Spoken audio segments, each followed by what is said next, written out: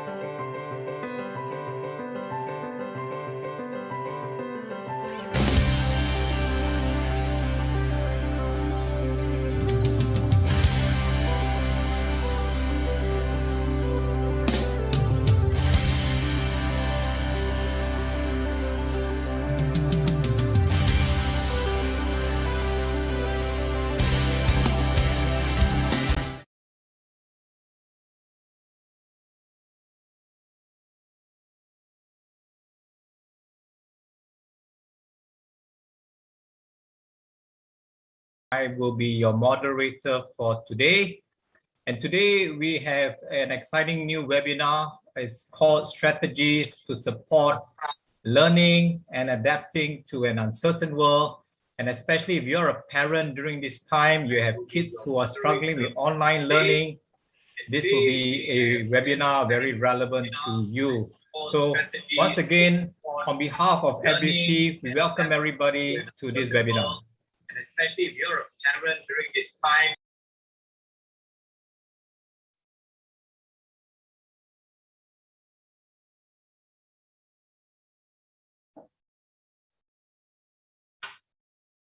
Do we start back again, guys? I'm sorry, everybody, if you're with us for the first time, looks like we have some technical issue. I'm sorry, if you're in the public, you just come in there. I think we do have a little bit of technical issues, so just do bear with us a little bit. All right, so we're gonna continue. So again, let me just recap in case just now you just logged in and you heard a lot of echo. We apologize. So once again, on behalf of First Baptist Church, we want to welcome you to our webinar today entitled Strategies to Support Learning and Adapting to an Uncertain World. My name is Arnold. I will be your moderator for today. I'm a member of the church. So welcome again. The webinar is starting now. Okay, so let me just go through a little bit on what we have today. And today's talk really focuses much on education and on parenting. And we have three esteemed guests with us today. All three of them are leaders of the education industry. And we are very, very privileged that they agreed to join us today to give their learned views. Let me just give a quick roll call. We have Dr. Chee, who is Group CEO of Prestigion Education. That is a group that runs 3 KDU, Real Kids, Real School, and Cambridge Education for Life. So from young kids to university level, Dr. oversees all of them. He's not only an educationist, he's a former president of the Malaysian Psychological Association and has a PhD in psychology. Joining Dr. Goh is Dr. Gerard, who is Pro Vice Chancellor of Mental Health and Dean, Faculty of Behavioral Sciences, Education and Languages, Help University. He is will be joining us as our second panelist speaker. He's CEO of Help Education Services, and he holds a PhD in counseling psychology. And rounding up our panel, giving us a much more younger perspective, we needed a millennial to join us. We are very privileged to have Dr. Vincent Chian, Principal of Fairview International School. And again, hey as you notice, everybody here has some background expertise in psychology. He is also a former psychiatric registrar. He himself is a medical doctor, has an MBA. So we are really, really privileged to have all three of them join us today. Now, again, today we want to make this very interactive.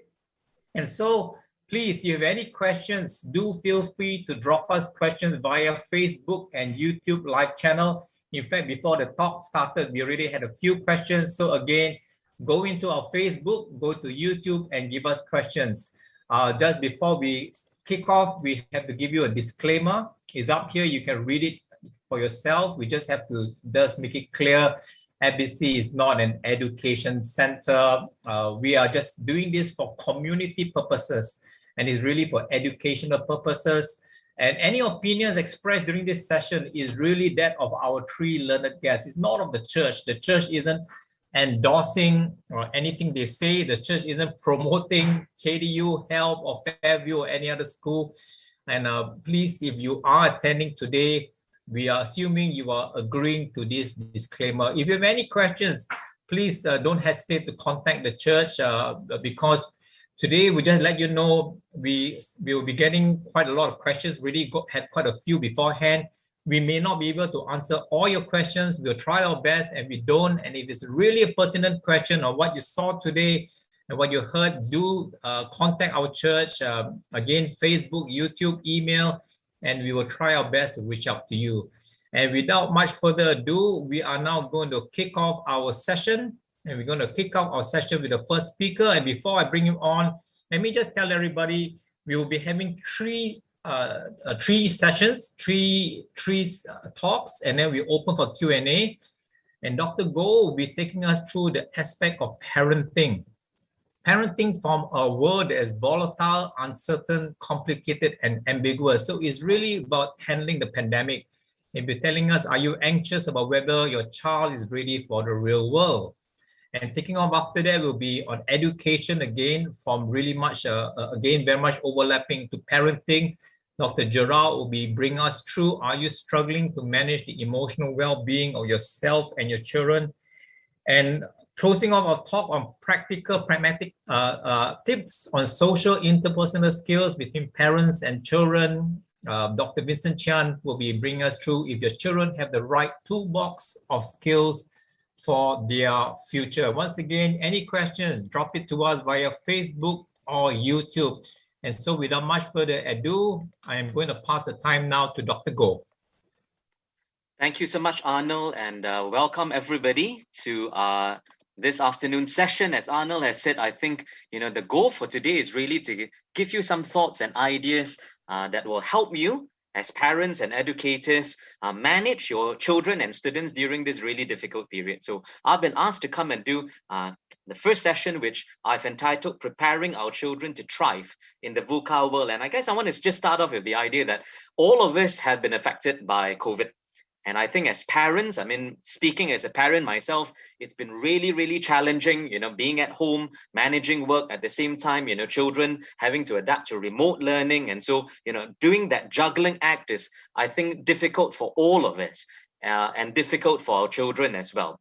But maybe I start off with this premise, which is that while it is a challenge and COVID has been not just a difficulty, but a tragedy for the world, it also presents an opportunity because, COVID, in a sense, gives us an example of what we call this VUCA world. It stands for volatile, uncertain, complex, ambiguous. And even before COVID, people were already talking about the VUCA world in the context of the Fourth Industrial Revolution. So, of course, COVID perhaps is a very powerful manifestation of this shock and disruption. In January 2020, none of us would have predicted that in a year and a half, 2 years, we would be caught in this pandemic. But this is the nature of the world. Surprises hit us. And this is not going to be the last surprise. So I think as parents, with the goal of preparing our children, to be successful, to be ready to face this real world, we realize that the real world is going to be characterized by more and more surprises. Right, so it is going to be a VUCA world because, like I say, it's the Fourth Industrial Revolution and all of that technological disruption is going to make it very, very fast moving and fast paced. We also talk about the fact that the job market also is going to be very volatile. And so these are some figures, World Economic Forum says that 65% of our children are going to be in jobs that don't even exist today. How do we do career guidance, in that context? And the next generation will have to change careers, whole industries, an average of 3 times. So I think you put all of this together, we all agree that our children are going to be having to face this VUCA world. And therefore, during the pandemic, while it is difficult for everybody, I think we should take it as an opportunity to build in some of the skill sets that they need in order to be able to survive and thrive in this VUCA world. So what I want to leave you with is just 10 simple ideas of skills or competencies that children should have in order to thrive in the VUCA world. And these are things that we can actually help build during this MCO lockdown period. All right, so let's go one by one. I think number one, most obviously is adaptability. So we say, in a VUCA world, children need to develop this mindset of being used to disruption, right? So be like water, I think it's a Chinese, a parable or a Chinese saying. So agility, flexibility, fluidity, being able to adapt to different circumstances. And of course, right now we are in a context where, schools are opening, schools are closing, schools are opening. So children are having to adapt, every week, every month to this uncertainty of, are we still going to have exams? Are the exams going to be moved forward? Is it Zoom classes or I'm going to be back in school? What activities can we do in school? So this disruption, which even adults are facing in the workplace, like I say, this is not something that is easy, but it's a fantastic training ground. So I guess my comment here is that, for parents, rather than to protect our children from, these changes, is to actually play the role as coach. And as a coach, to share our own experiences of, okay, this is how mommy and papa actually adapt to changes. So we are going through the same thing. So I know you're also frustrated with having to do online learning in school, and that's not easy. But same thing with papa, at work, we're also having to adapt. And these are things that we are doing to actually adapt and problem solve and sort of deal with different challenges. So I think that's number one, adaptability. And so as parents, our job is not to take away the change or to protect them from the change, but to actually coach them on how to deal with these changes. Number two, we talk about developing an internal locus of control. I mean, I think about 15 years back, all of us read the book, right? Who moved our Chee? Who moved the cheese? And it's really a parable, right? It's really a short story about, there's this maze, and every day in the maze, cheese and food is presented, and there are people that live in the maze, and there are mice that live in the maze. I mean, I think most of us remember this story. And of course, one day, they arrive at this spot at the right time, and the cheese is not there, right? And the people start complaining. So they moan and groan, and they philosophize, and they try to understand why. This is not fair. Why isn't the cheese there? Because this is an entitlement culture. We are used to getting what we want. And I guess in the end of the day, one of the take-home lessons from that whole story was the idea that it's no point moaning and groaning about things you can't control. And that's one of the take-home lessons. That's a waste of time. You focus on what you can do. And so as the people in that particular story are sort of complaining and trying to figure out, so they're sitting there figuring out why this has happened. Who has moved my cheese? Where is the cheese? The mouse, have gone away a few seconds ago, and they look and they find the cheese in some other part of the maze, and they're eating happily. So while the human beings are sort of, I guess, thinking, it's paralysis by analysis. We need to really be more action oriented and focused on what we can do. So COVID is not under our control. That's a situation nobody wants. School shutting down, having to do remote learning. This is not our ideal. But at the same time, it's about then saying, well, in this situation, what can I do? So I may not be able to open up the schools, but I can adjust to remote learning. I might not be able to, see my friends face to face, but I can, FaceTime them and organize, remote play dates with them, So the question then I think we want to, or the skill we want to teach our children is, rather than wasting time, like I say, complaining and focusing on what is beyond their control, to focus on what they can control. Number three is independence. So I think this one is a common complaint. A lot of parents, think their kids are a bit spoiled, And so we say, look, lockdown is an ideal opportunity to build some skill sets, make them do chores, make them manage their studies. So it is a messy process, So as parents, don't spoon feed, Don't in a sense take away the challenge. If the kid is struggling, we help, but we help them, in a sense, adapt and solve the problems themselves, rather than take away the problems. And so whether it's managing, remote learning, or their homework or studies or household chores or washing clothes or cooking, I think a lot of parents have taken this opportunity during lockdown to build up a lot of these, what we call basic survival skills, that build this sense of independence. And I think that's really important in a VUCA world. Number four, we talk about higher order thinking skills. All right.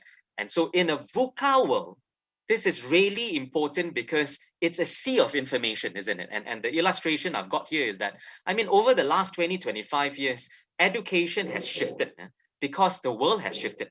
So from, maybe 30 years ago when we were growing up, the analogy we use is that we are an empty cup, so children's brains are an empty cup, and education is supposed to fill that cup with a lot of knowledge. And that explains why rote memory and the exams are all very, you memorize facts, you spit it out, and then you're a straight A student. And we realize that in the age of an internet, so in this 4IR age, that memory is no longer as important now. Why? Because the internet is an extension of ourselves. You want to know anything, you just get on your iPhone, and basically, the information is there in your fingertips. And so we say, in an internet world, the skill that is more important is learning to navigate information, because it's information overload.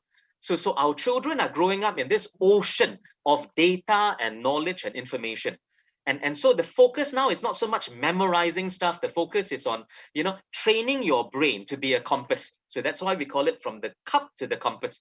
And the compass always has its true north. Like compass learns to navigate, connect the dots so that you don't get lost and you know what information is reliable, what questions to ask, where to find the information. And so I think this is really important. And as parents, we can encourage this by not spoon feeding them, So when there's a homework assignment, when the schools are giving them research, projects where they're forced to think for themselves and do research for themselves and sort of, torment themselves with struggling through a question, let them struggle. Let them go and find the information and connect the dots, and we can coach. But like I say, don't go and spoon feed and certainly don't do the homework for them. All right. Number 5, resilience. I think, in this VUCA world, in this COVID world, you get knocked back a lot. All of us, I think adults and, children have gone through setbacks. So whether it's personal tragedy, I know many families have lost family members. So a period of grieving, heartbreak, or disappointments, setbacks with work, with our careers, with studies. A lot of our children struggle because, like I say, examinations are being disrupted, studies are being disrupted. But I think this is, again, an opportunity to build up that mental toughness, that emotional toughness. And resilience basically is the ability to get back on our feet, right? So in this real world that we live in, this VUCA world, there will be setbacks. There will be failures. We're watching the Olympics now. And I mean, in the Olympics, it's as much about losses as it is about victories. And in fact, we learn a lot more from our losses and defeats, right? It makes us stronger. So I think as parents, the only advice I would say here is don't be overprotective.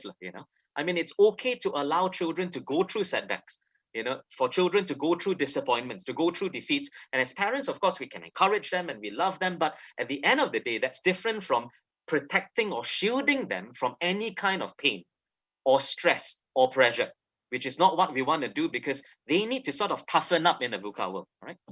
Number 6, develop emotional intelligence. And so we talk about, things like managing stress, managing anger, managing frustration. I mean, when your Zoom doesn't work, when the broadband sort of breaks down in the middle of a remote class, and our kids are sort of going frantic and throwing temper tantrums, so that's not the time as parents for us to sort of shout at them and go, what's wrong with you? But as a parent, again, as a coach, our role then is to say, okay, let's calm down. So how do we work through when you're very frustrated, very angry? I mean, these are sort of the 3 simple steps, So identify, how do you feel? You feel angry. Why do you feel angry? Because the internet is not working. Okay, and let's focus then on what you can do.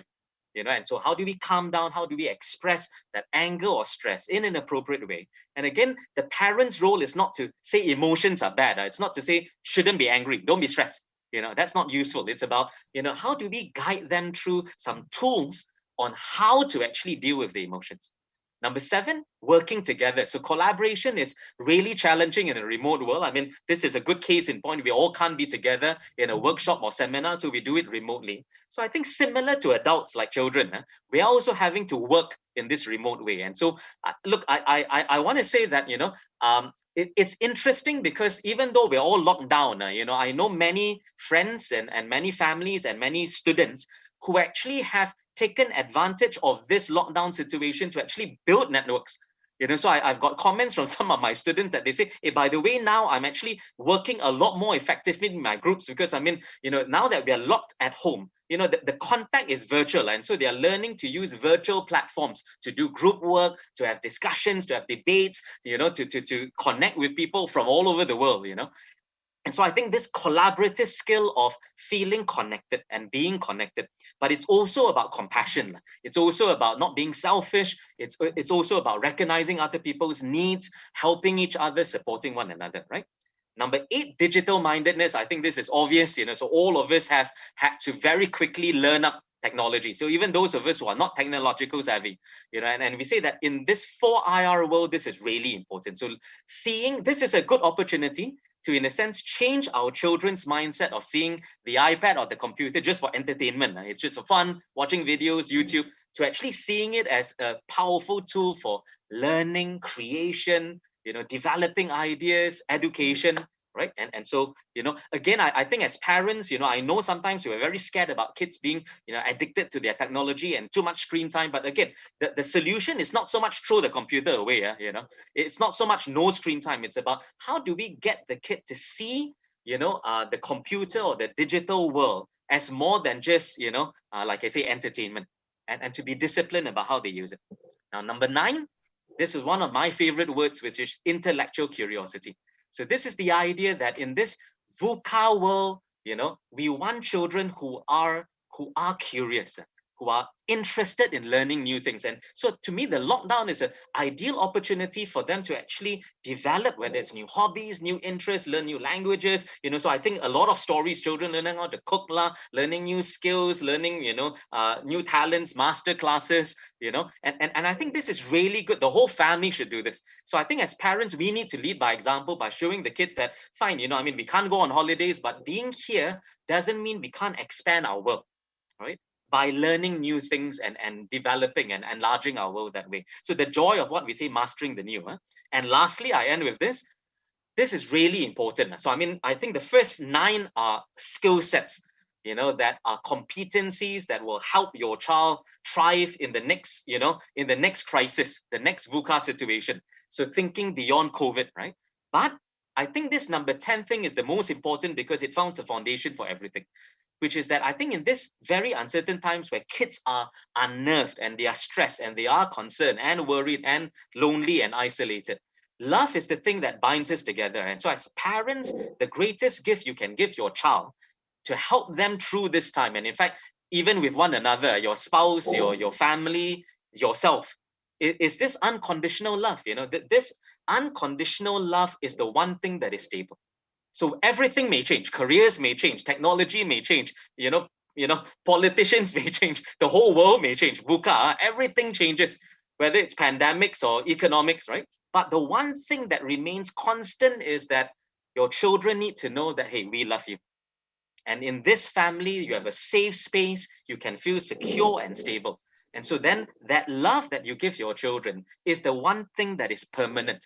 And that gives them, I think, this sense of stability. So in short, we've talked about, adaptability, internal locus of control. So focus on what you can do, independence, higher order thinking skills, resilience, that strength, emotional intelligence to manage things like stress, learning to work in teams, digital mindedness, intellectual curiosity, and in the end of the day, the most important thing, love. So with these 10 things, I think your child will not just thrive in this next few months during COVID, but even in the long term in a VUCA world. Thank you very much. Okay, thank you, Dr. Goh. And I particularly like the last one. Everything else was very technique driven. The last one really is the foundation. And I think parents, you got to really love your kids very deeply, unconditionally. That really is the firm foundation. Okay, we're going to fill one question to Dr. Goh. We got a few coming in. I'm going to try to blend the question together. So let me just maybe break it down. Dr. Goh, was what you wrote just now, I'm paraphrasing some of the questions that got in, directed at children having to adapt to a VUCA world, or was it directed to parents?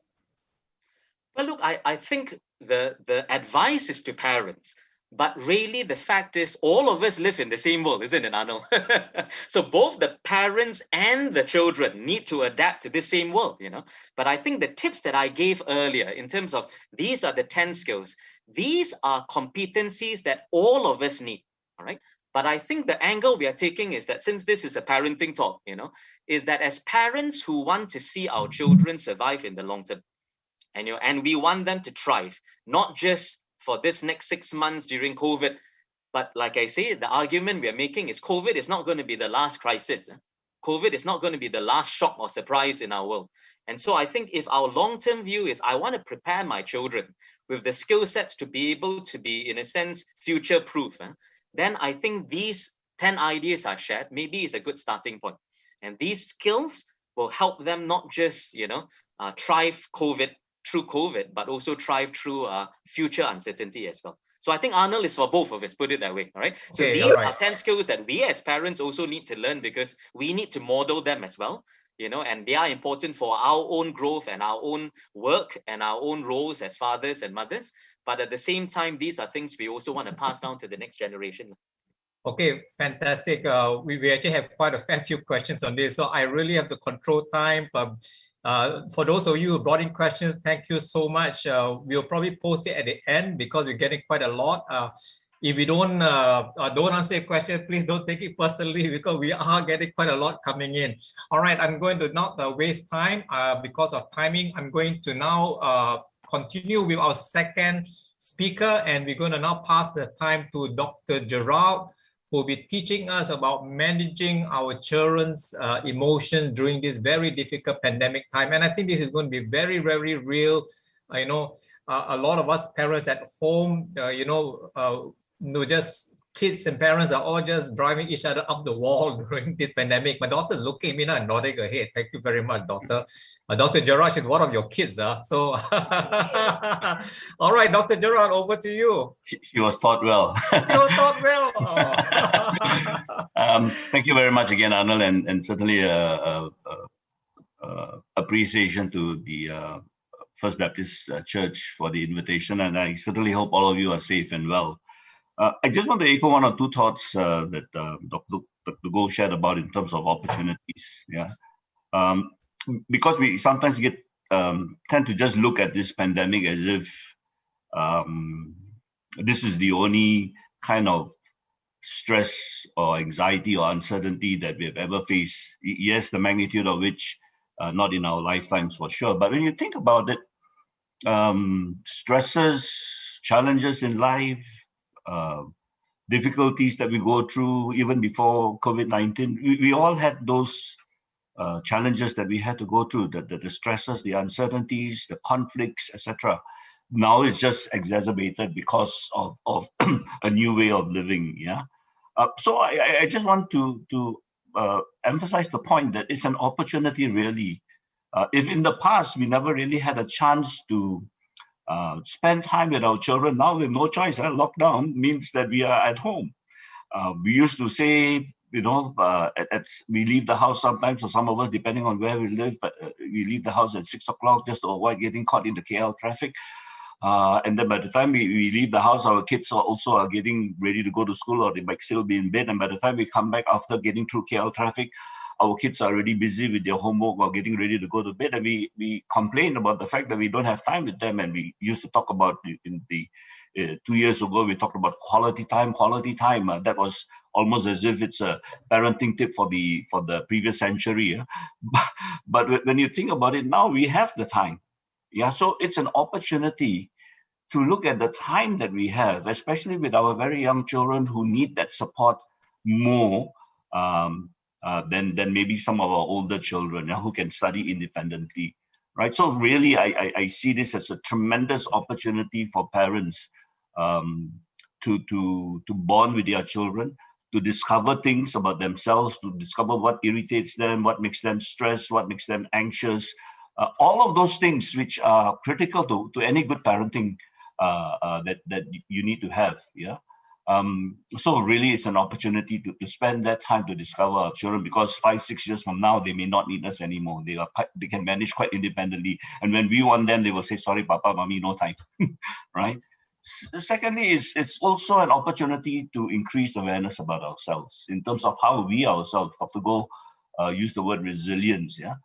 How we ourselves bounce back from adversity, how we ourselves need to increase the awareness of what is it that causes me to suffer in some ways, emotionally, psychologically, what stresses me out more than others, more than other things. What are those challenges I need to deal with? So really, it's an opportunity for a lot of self-growth, self-reflection, self-awareness. Yeah.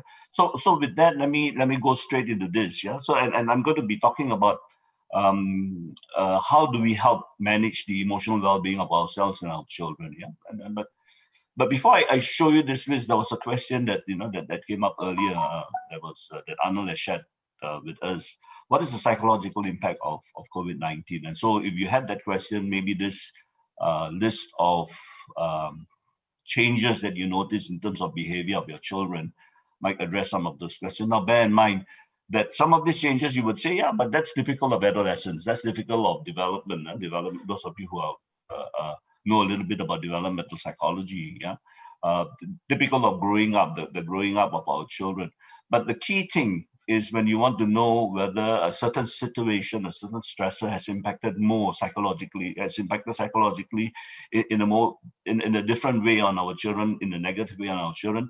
The three words FID, the frequency, intensity, and duration. So when you look at the statements here, think about the frequency, the intensity, and the duration of this behavior changes. So in order then to allow your parenting senses to suddenly pick up, just to pay a bit more attention to what is happening with your child, so then we can respond accordingly. So before we do the response, how do we help them develop their well-being? We need to understand what is going on with them and what are the changes, whether there's anything happening in them that really requires our greater attention. So for very young children, if you have a child, excessive crying, irritation in younger children, you notice more often than not, they would tend to say no, no, no, no, no. I mean, children typically terrible twos, terrible threes. Favorite first word, no, no, no, no, no. But if it becomes excessive, it takes a longer time to calm them down. It takes a longer time to pacify them. That should raise some concerns with us. Especially if they're already toilet trained, they've stopped bedwetting, suddenly you have your 11, 12, 15-year-old child, teenage child, going back to those behaviors that they have outgrown. So that's typically bedwetting, for example, is typically a unconscious response to anxiety. So pay attention to behaviors that they have outgrown, and if it's coming back, toileting accident, suddenly they dirty their pants. So where's that? Could be maybe they're very, very stressed. We don't know, but it's just one of those things. They didn't run to the toilet fast enough. But if it happens once too often, more than before, when you never had such an accident before, that's something to pay attention to. Excessive worry or sadness when they every other day they're talking to you about this. Your conversations is that they are worried about small little things, whether they will pass or fail, whether their friends will not like them. Excessive to the point that it's disturbing when you hear very young children talk about those sort of worries. And the question for us would be, where are they picking up this worry from? Especially if they talk about, I'm going to die because the virus, is going to catch me. And we find them parroting our own words. And I'm going to talk about that in a minute or so. In terms of unhealthy sleeping habits, yes, because they spend so much time online. They tend to go to bed later because after their homework and all that, they end up playing games with one another. And then weekends, it's no limit to being able to manage those boundaries. So if there are those sort of unhealthy sleeping habits that disrupts then the sleeping patterns, and we will talk about the importance of some regularity, some routine, the importance of routine, especially during these times in terms of our well-being, maintaining that to maintain our well-being. Acting out behavior, irritability, especially if you're teenage children. So the acting out can be sometimes violent, acting out, physical acting out. It can be rudeness that comes out. It can be shouting, and throwing things at someone. Bad language that suddenly comes out, and you wonder where is this coming from? You raise your child in a certain way, and all of a sudden this acting out behavior. So sometimes that could be an indication of deeper sense of things happening with themselves. It's some trauma that they may have been going through because of this deep sense of anxiety that we may not even have been aware of until you see those behaviors. For performance in school, avoiding school altogether. If your child used to look forward to school, and all of a sudden the child doesn't want to get up, when school starts online at 8 o'clock or 7:30, and then starts avoiding school, start getting sick, and when you check no temperature, you think maybe the child has contracted COVID, but nothing seems to have happened, and there's no reason for the child to be sick. But what is causing this? Avoidance of school, all sorts of excuses not to attend school, not to finish homework, not to submit things. What is happening? Is it something happening in the class? Is it the teacher really is not doing a good job, or the child is bored stiff? Or when you check with the teacher, everything is fine, then is there something else that could be happening? Difficulty with attention, concentration, avoidance of activities that the child used to enjoy in the past. For teenage kids, especially, they're starting the use of tobacco, alcohol, drugs, and if you have very sensitive noses like me, as a teacher before, if a student who has smoked in the school toilet, when he comes to school or he passes by me, I pick it up very fast. It's like daredevil, you know, ultra sensitive sense of smell, simply because you have a turn off with cigarettes, and anything that smells of cigarette will alert you, yeah, that the person is taking substances, yeah. So when you see this list of changes, and how do we understand what goes on psychologically, emotionally? We know what is going on from what we can see, what we can observe in terms of behavior. So FID, frequency, intensity, duration. If you notice those sort of changes happening, and if you notice not just one, but a couple of some of these things happening, that should alert us that something is going on with our child or with our teenage youngster, and then important to then respond accordingly. So what do we do to respond? Things that we can actually do. In terms of the pandemic, I think it's important to help our young children understand, because the concept of getting sick because of the virus, you can't see the virus. The concept of that is difficult to explain to young children what it means to eventually succumb to the virus in the ultimate way, when someone actually does die from the virus. But we also need to bear in mind that even as we talk to their children, because of course, there'll be a lot of communication from the school, their friends will be talking about it, their other parents will be talking about it, and they're constantly in the vicinity of us having conversations with our children, yeah. And they pick up cues, they pick up our own anxiety as adults, our own stresses as adults. And because our children, love us very much, especially our very young children, they want to calm us, they want to make us happy. They will sometimes take on our stresses, yeah, in order for us to protect us, almost as it were, from feeling the stresses that we experience. So be mindful of how we ourselves talk about our concerns and our anxiety in the presence of our children. Especially the young children who really don't understand. But if they ask questions, if we need to have those sort of conversations with them about what is going on, why they can't go to school, trying to be as factual as possible, and in using language in the way that they can understand. Because there's something happening in the environment, something called viruses, that if we are not careful, it's in the air that we breathe, or what, that if we fall sick, then so we need to just do all the things that we need to do to protect ourselves. Yeah, so calmly, as matter of factly as possible, right? And to reassure them that no matter what, they will be safe if they follow, those guidelines that you have set within your home whenever we go out together. And if they are upset, as Dr. Goh mentioned, the importance of EQ, to talk about those emotions, not to suppress emotions, right? Not to tell children, don't worry about it, don't feel this or don't feel that, yeah? Emotions are a critical part of what makes us human. To be learning how to deal with emotions is a critical life skill. And therefore, when children are upset about whatever, and if it is especially upsetness about some concerns, some anxieties they might have, talk about it in a calm way. And the key thing with trying to understand what is going on emotionally with our child, to invite them to open up, it's important that we learn to listen to what they are saying, yeah, to help them process that emotion in a way that will allow them then to feel assured, to feel safe, yeah. So making ourselves available to talk. But oftentimes we ourselves go through a lot of stress. We have to work from home at the same time, got to make sure that our child is studying, especially our young child. We have to support them. That's the experience of many of our teachers in our schools, especially those who are teaching very young children.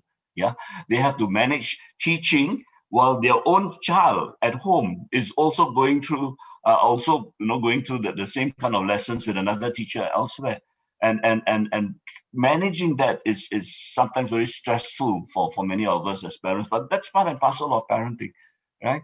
And so if you notice that something is happening to the child and there's something that you are doing at this point in time, because we are in a very unusual situation, we need to learn to prioritize. So sometimes if it is really the child's need, especially, keep them safe, keep them secure, we have to put aside some of the work that we have to do.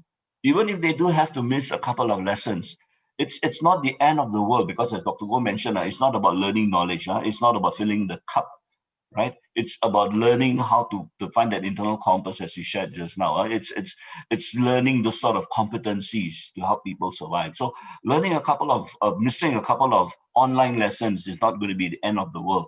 But if missing those online lessons allows you time to calm the child, to help the child process a difficult situation, to talk, to establish that bond with yourself and your child, then do so. Yeah, because that will be a lot more beneficial in the medium to long term. Yeah. One of the things that when we read often in the news, there's this tendency to stigmatize right from the onset. When you had certain clusters, certain celebrations, festivities, festivals, and then you see people going out here and there, and we comment about certain ethnic groups, certain nationalities, certain groups of people who work in certain kinds of occupations. We without realizing, when we do that, and we start stigmatizing and blaming others for the situation that we find ourselves in, whether there may be some element of truth or not is not the issue. But when we start doing this, bear in mind that our children also then develop that kind of prejudice towards other people. And then if the person is in contact, especially if it's a worker coming to the house, if it's someone that he sees in your condominium complex, that the child may then act out in an aggressive way towards the person and blame the person for causing this situation. So we just also have to be very careful with the kind of conversations we have, or the kind of language that we use at home when talking about the pandemic. Yeah. Pay attention to what they see and hear. I think it's important that we monitor, especially at this time, because there's so much online content that's going on. Pay attention. If you find that the child is really experiencing a lot of stress and anxiety, pay attention. What is it that they might be doing online or reading about things online without them really processing, or no one to debrief with them their understanding of what they read and hear? How that could be then, increasing the anxiety, the stresses that they actually experience. Yeah. And I talked about routines earlier on, the importance of having a routine. The importance that you follow class. If all schools, good schools that I know, if school starts at 8 o'clock, we start at 8 o'clock. We take attendance at 8 o'clock. Yeah. So during school holidays, also create a schedule, fun learning activities, but keep the regularity, keep the routine, because routine allows for some sense of security rather than disruption. Too much disruption can be quite detrimental to the children. So for very young children, they need the routine. Yeah, my child psychologist, my professor in child psychology many years ago when I studied under her, she talked about CPR, consistency, persistence, regularity. The importance of that consistent, regular routines that we put our children through. Yeah, sleeping at a certain time, getting up at a certain time, eating meals at a certain time. So having that kind of routine certainly helps it with their all-round development. If we want our children to exercise, we want our children to eat well, etc. We have to ourselves model. If we are picky about the food that is in front of us, if we don't make the effort, and it's not just about physical health, yeah, it's about all sorts of different things, whether it's doing chores in the house, whether it's cooking, whether it's cleaning up. All of us, some of us don't have the luxury of having a maid in the house, but if when it comes to doing things together, then model the kind of behaviors that we want our children to also take on, yeah, especially when it comes to our physical health. A critical part of well-being from all the literature is the importance of social connectedness. And one of the reasons why there's a whole lot of negative outcomes in terms of the psychological impact of the pandemic is the lack of social interaction. So children need this to feel connected. That's where the importance of really schooling is not just about learning content, as Dr. Goh mentioned. It's really about the social interaction that is critical for our overall development. Yeah, and so what do? in the absence of that physical interaction because of social distancing. Yeah, just connect with our family members, have virtual dinners together, virtual celebrations together, virtual get-togethers, virtual music jam sessions together, virtual karaoke sessions together, many things that we can still do, not the same intensity of the kind of experience that you will have or intimate experience that you have, but nevertheless, you can still be able to get a certain level of fun. It's all about the connecting. Yesterday I was online with a friend of mine in Australia, another one that was here, and we had not seen each other for quite a bit. And we were just talking as if it was a house on fire. It's just being able to connect with one another in a way that establishes, strengthens the bonds that we have. And social support is a critical component of mental well-being. Yeah. And finally, spending time together. As I mentioned right from the start, we used to complain that we didn't have time previously because of the nature of our work. Now it might seem so also, but knowing how to be very clear in our workspaces, since we are all working from home, that certain spaces are really meant for family time, so that we can manage our work-life balance also. Yeah. So family fun nights, 1 night a week, 2 nights a week, on weekends, Friday night, Saturday night, where we come together to enjoy the company of each other. Those are one of the indicators of what we call quality time, where you can do things that are enjoyable with each other to make your child want to be with us, right? And when the child is with us, possibilities open up, conversations open up. Then we can talk about a lot of things.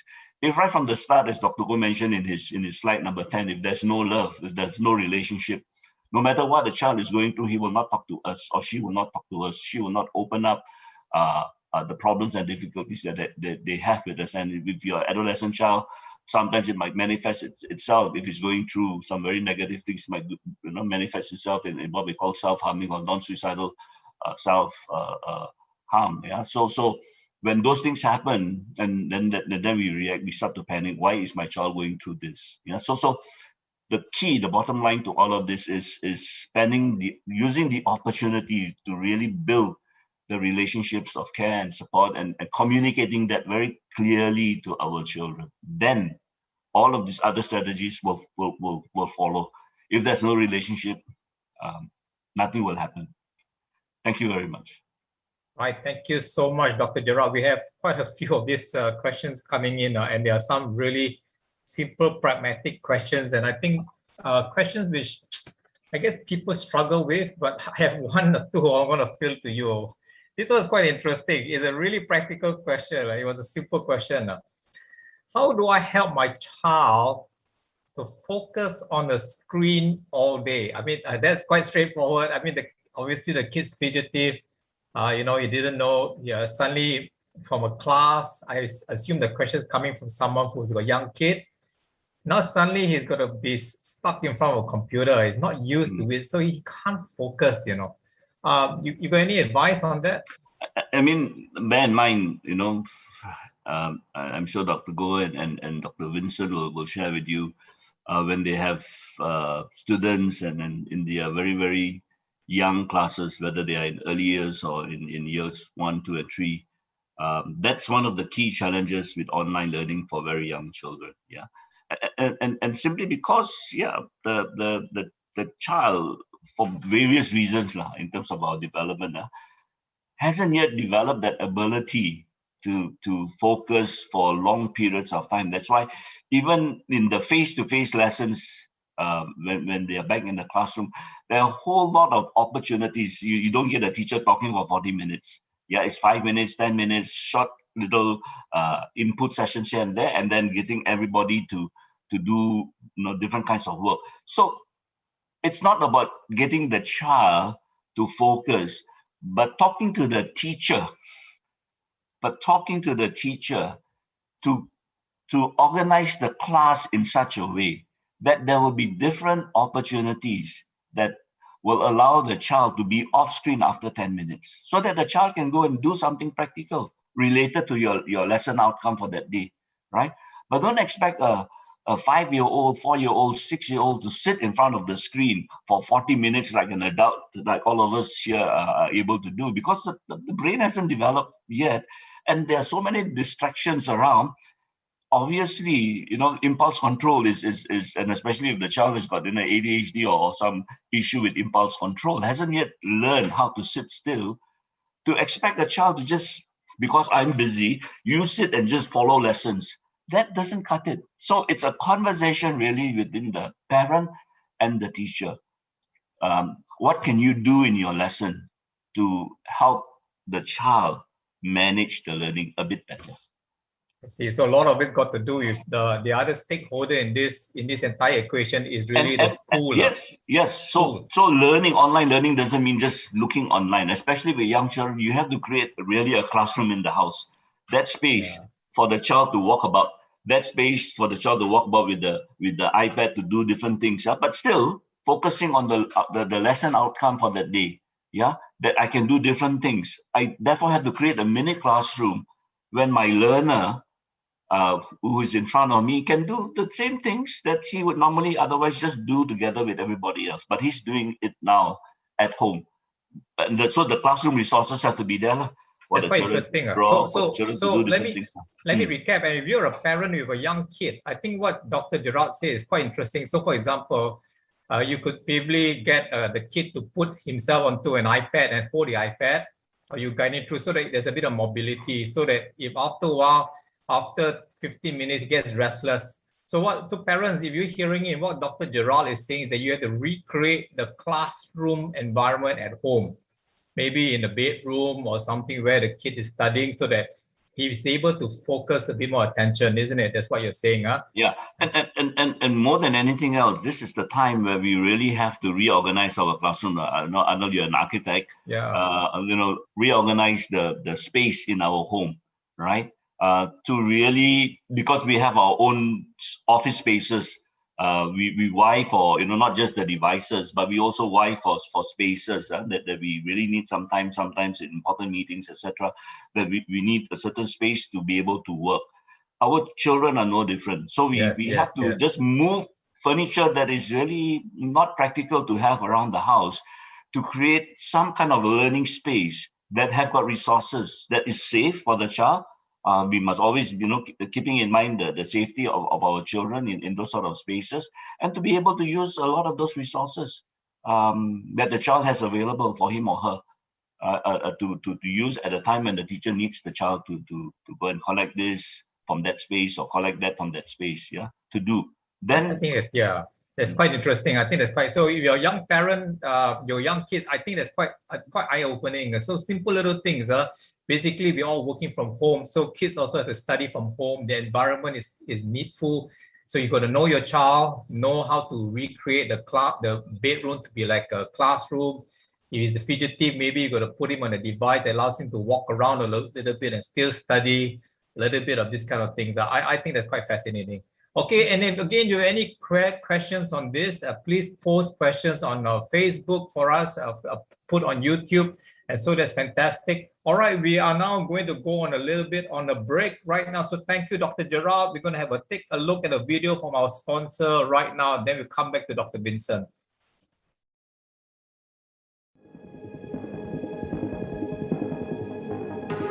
Life moves fast, doesn't it? Every day there's so much to fit in. But do you ever stop and think, what's the point of it all? Do you ever ask yourself, is there more to life than this? Alpha is a series of sessions exploring life, faith, and meaning. It's a space where you can ask all the big questions, say what you think, and hear about other people's points of view. First, there's video and then discussion. Each video explores a different aspect of the Christian faith, and then in a small group, you get to say exactly what you think. The aim of each video is to spark conversation, each week unpacking a different question.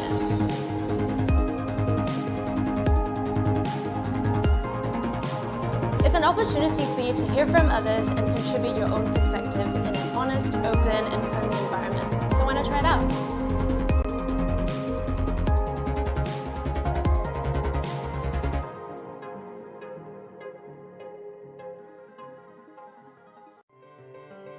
My friend introduced me to Alpha. I learned about alpha from my wife. A restaurant owner, which my parents and I have a dinner there, and she's actually kind enough to share the details of the alpha with us. When you have question, you can go to alpha because there a lot of people will come. When you put forth your question, they will clarify your answer. See the same thing in different manner and from different perspective you can see. I benefited from the Alpha course through growing spiritually and sharing my ideas with other people and basically meeting so many other people. I'm able to stand up from falling into depression, as I've lost my son not too long ago. What I learned when I joined Alpha is to ask questions, which can be difficult, even for people like me who's grown up in church. But in a safe environment where you can discuss things that you're not sure about or work through your doubts. Nice game, nice people. So I had a lot of fun also.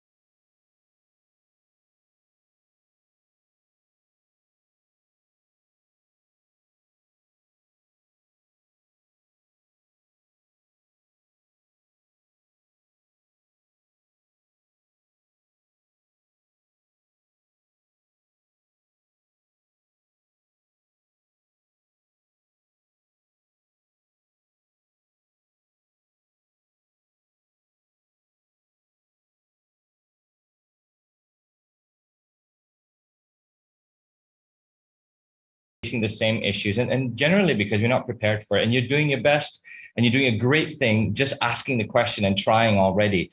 So kudos to that. And sometimes we don't pat ourselves on the back enough. So I really encourage you to recognize your effort over here for trying to start with. And that's a really good place to start. So I'm going to share a little bit about, this toolbox of skills for the future. I'm really happy that Dr. Goh shared the 10 skills that, are really important and actually 9 + 1, the love, which is super awesome because he's made my job really easy today. I'm going to begin with, sharing with you what's the problem of skill development that you need to be aware about in our children's education. I'm going to share with you what's a solution and then some practical steps you can take home today. So I'm a principal, so I manage the Fairview KL branch, and I've got thousands of kids over there, and over this whole pandemic, parents have come to me on every one of these questions that you've asked. So again, nobody is crazy for asking these questions. These are totally normal questions. It's fantastic that you are asking them in the first place. So we shall begin with a very apt story, and I want to share this to you. I think the question of shuttlers is a very apt one considering the Tokyo Olympics. And I'll tell you this much, the question of skills is very much like my problem with badminton. So I love badminton, right? But I've never been trained, never went to an academy, never had a coach. I just love the game. So I jump on the court and I just play. And when I was in Manchester University, I met this guy from Sarawak. And when I played badminton with him, I thought I was pretty good. I had great fitness level and I was really excited. And I practiced a lot. And the first moment he swung his badminton racket and he hit, and I heard the sound, I knew that my game was over. And this really goes to show, like, when you meet a person that really knows what they're doing with regards to a skill like badminton, no amount of experience can really overcome it. And this is really the problem with skills today. A lot of the time, just like badminton, we are expected to learn skills, or children are expected to learn skills for their future accidentally, just like jumping on the badminton court. If you do it enough, you'll kind of figure it out. This is the classic one is teamwork. How do we teach teamwork in schools a lot of the time in schools? Well, we put 5 guys in a team and then we say, go team. And we expect them to somehow magically develop teamwork skills. Well, that's rubbish. It doesn't work like that. And just like badminton, there is a skill to teamwork. There are lots and lots of people out there, much smarter than me, who have researched these things and figured out the best way to implement a great collaborative model and to further their teamwork skills. And our kids need to know these skills. But sadly, the biggest problem you're going to find is that most skills are being taught to our kids, or rather, we expect our kids to learn most of these skills accidentally by doing it enough. Major problem in all schools. I would say international schools, local schools, every school, even enrichment centers. Big issue. If you want to learn something, learn the content first, the model, the right way of doing it, then practice the skill. Don't go jumping to practice it, because all you're going to do is practice bad habits there. So with that, I'm going to share with you the problem. Okay, there are 3 other problems in the whole of skill development in your children. One is it's very fragmented. A lot of the time, if you go to any situation, you go to a drama club, you teach them presentation skills. You go to this club, you teach them this skills. You go to this club, you teach them this skills. You go to a school, they teach them maybe A, B, and D. The approach is generally quite fragmented. Go and ask. How do you know it's comprehensive? Ask them. Do you teach all the skills that there is to teach? Do you know what all the skills there are to teach, first of all? And very often, whichever person you meet, I haven't found many people who are going to say, yep, we know all the skills that we're trying to teach, and this is how we're going to do it. It's not a comprehensive approach a lot of the time. So the first problem. The second problem is it's inconsistent. So what do I mean by that? So your child learns how to present in maybe an enrichment class here, okay? And then he goes to school where a teacher says, hey, you got to present in this other way. And then maybe his friends meet up with him and say, hey, you got to present in this sort of way. And then now your child's confused. And at that early age, when you're first learning a skill, you don't need confusion. You just need one way, get that right first, and then you can move on. It's like when I'm trying to learn how to serve, if you teach me the underhand serve, the side serve, the front serve, I can't do any of that. Just teach me one at a time, please. So the practice of the skill can be very inconsistent throughout time, and different people are going to teach you different things. And what happens is typically the child gets really confused a lot of the time. People say, oh, you don't only rely on one skill. That's a good thing to say, but I would probably say learn one first, learn it well, then move on. And that's what we do in our school. And finally, the quality of the skills learned. My gosh, this one's really scary. So there are lots of people who have done great research. So first, say, for example, teamwork skills. There's a model called Tuckman's. Okay, it's norming, forming, storming, performing. Well-researched, lots of research papers about this guy. Lots of people know it works. It's good. But some people teach teamwork in a different way. Something that they downloaded off the internet just to teach your kids. That's the big problem. When the teaching of these skills is using questionable quality materials, then your child ends up learning a questionable quality of a skill. And that's another big problem. So you combine these three problems together and you have a really messy situation with regards to skills. All right. So these are the things you don't do, right? Don't assume that you're going to accidentally develop in your kids because they go to a school and they're going to magically train everything. Don't leave it to the schools only to handle it. Next thing is, in your own personal approach to the situation, don't try to do everything. Okay, even though I say that most schools don't have a comprehensive approach, it's their job to have a comprehensive approach, not yours as a parent. You don't try to be comprehensive and tackle the whole thing at one time. Next thing, don't use skills or resources that are meant for adults. A lot of people do that. They download a website that's meant for adults and then use it on kids. Doesn't work that way. And don't do things, the last one, run skill development at your kids. So at your kids meeting, you come here, we're going to learn about presentation now, and you're going to practice it again. You just kill them doing that kind of thing. These are the things you do. Intentionally plan the process, intentionally approach it. Right, we are going to develop your skills. Talk to your kids, let them know what you're up to, share with them the reasons for it, and help them along. All right. Don't know what your school does in terms of skills. If they do it, fantastic, great. Talk to them and find out exactly what skill are they teaching your kids. Like I said, teamwork, Tuckman model. You need to get to that level of precision because you need to repeat that at school. Now, if you're at home, I'm going to share with you some skills, some things to do. At home, as a parent, you can't do everything. So focus on maybe 10 maximum skills to focus on. Don't try and be comprehensive and take the whole lot because there's really a lot out there. The other thing you don't go to the internet and type in top skills of the future, get that list and try and develop that in your kids. That's really unhealthy because those are adult skills. And some of those skills you can't develop until you pass a certain age mark. It's much easier. Just go to the internet and talk about skills for kids. Make sure you really focus on age appropriate resources. Next one, if you develop skills or resources or find them, make sure they're age appropriate and learn with your children. I say learn with, not at, okay? Because your kids don't want to be lectured at. They want their dad or their mom to learn with them. Because chances are, and I'm going to bet on this, if you pick 10 skills and you go and develop that with your kids, 8 out of the 10 you probably don't know anyway. And if you're learning with your kids, one, they have this person that they idolize so much, their loving mother and father, walking the journey with them. I can't imagine anything more beautiful than that. And two, you're not this imposing figure doing things at them and taking the ownership away from their life. You're walking on the journey with them. You build that independence, and it's beautiful. 3 practical steps that I would encourage every parent to do if you're going to start developing skills in your kids. Now, I'm not going to give the whole list. There's tons of websites out there. In fact, what I'm going to do is I'm going to just show you an example of a website that you can go to. So I just Google search essential life skills, 7 essential life skills to help your child succeed. And a random website, totally easy to find, but make sure that it's children, age appropriate and child-based. There's really a lot out there. So you don't need me to do this for you, okay? But these are the 3 things that I encourage parents to do. 1, identify the skills that you want to teach your kids. First, be very clear. Leadership begins with clarity, and you are the leader of your family. So identify the skills. And like I said, don't do all of it.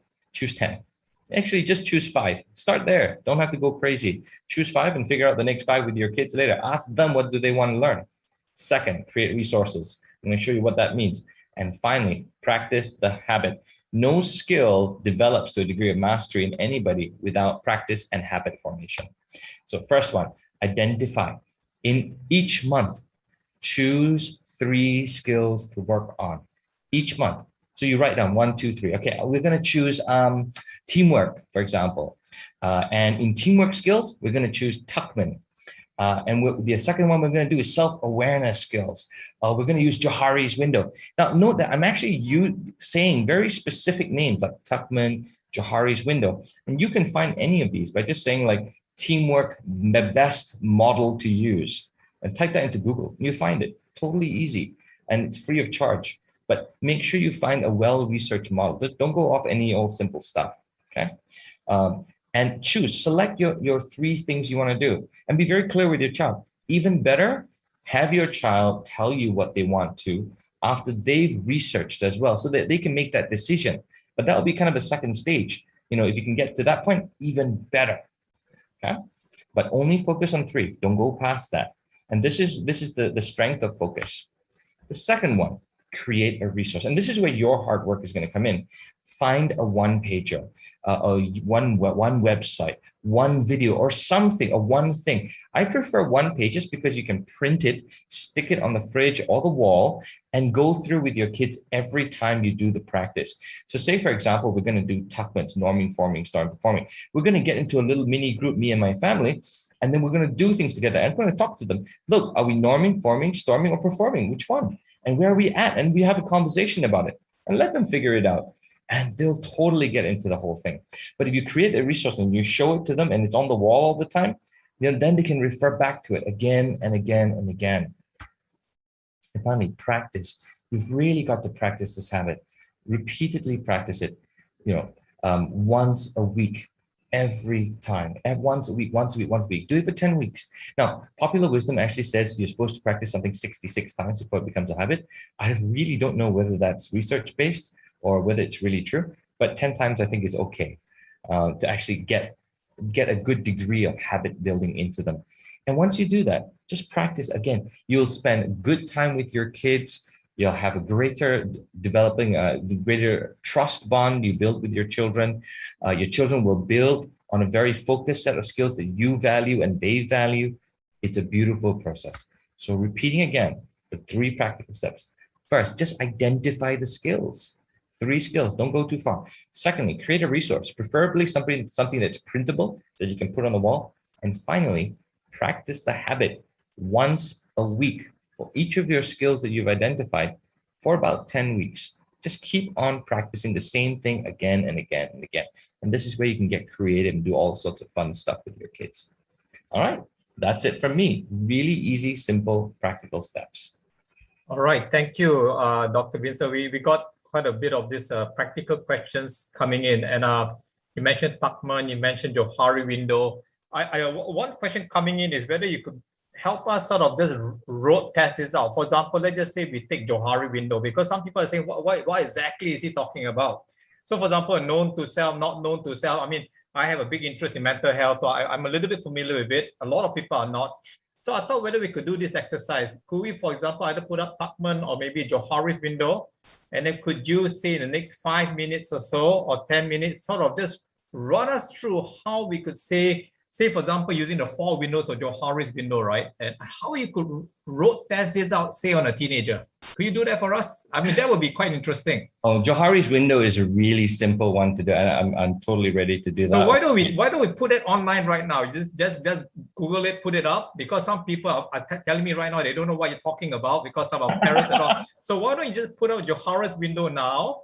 Live, and then you just run us through how we could apply that to a teenager. Can we do that? Why don't I get up a image so that everybody can see it just fine? Oh my gosh. I'm going to try and get an image that will be easy to see so we can imagine this a little bit better. And I'll just share this thing. Okay, up on screen. Okay, so Johari's window is a model. Oh gosh, this says company. So okay, forget about the word company. Let's try. Known to self, known to that one. Yeah. That will do really great. Okay, so let's use this guy. All right. Okay, so Johari's window is a kind of a self-awareness sort of model to really understand that there are things that I know that other people know, but there are also a lot of things that I don't know, and there are things that other people don't know. And there are things that both of us really don't know. So there are 4 spots here that are shown there. Known to self and known to others is open. Not known to self, that means I don't know, but maybe Mr. Arnold, you know about me. So that's called my blind spots. And then there's things that I know, but other people don't know. And that's called the hidden domain. And things that I don't really share with other people because I'm a bit scared about it. And then there's the unknown. Okay, so that's the unknown is I don't know about it, and Arnold doesn't know about it. Okay, so some examples.